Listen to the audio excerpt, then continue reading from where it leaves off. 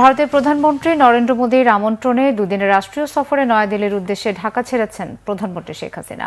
দুপুর 2টার দিকে বাংলাদেশ বিমানের একটি বিশেষ ফ্লাইটে হযরত শাহজালাল আন্তর্জাতিক বিমানবন্দর ছেড়ে যান তিনি। কিছুক্ষণের মধ্যেই দিল্লির পালাম বিমানবন্দরে প্রধানমন্ত্রী শেখ হাসিনার অবতরণের কথা রয়েছে। হযরত শাহজালাল আন্তর্জাতিক বিমানবন্দরে প্রধানমন্ত্রীকে বিদায় জানান মন্ত্রিপরিষদের সদস্য, তিনবাহী প্রধান সহ সামরিক বেসামরিক প্রশাসনের ঊর্ধ্বতন কর্মকর্তারা। সফরে শনিবার প্রধানমন্ত্রী শেখ হাসিনাকে নয়াদিল্লিতে রাষ্ট্রপতি ভবনে আনুষ্ঠানিক সংবর্ধনা দেওয়া হবে। হায়দ্রাবাদ হাউসে ভারতের প্রধানমন্ত্রীর সাথে একান্ত বৈঠক হবে প্রধানমন্ত্রী শেখ হাসিনার। দুই দেশের মধ্যে বেশ কয়েকটি চুক্তি ও সমঝোতা স্মারক সই হতে পারে। সফরের প্রথম দিন প্রধানমন্ত্রী শেখ হাসিনার সাথে সৌজন্য সাক্ষাৎ করবেন ভারতের পররাষ্ট্রমন্ত্রী ডক্টর এস জয়শঙ্কর। ভারতের রাষ্ট্রপতি মিস দ্রৌপদী মুর্মুর সাথে প্রধানমন্ত্রী শেখ হাসিনার একান্ত সাক্ষাৎ অনুষ্ঠিত হবে।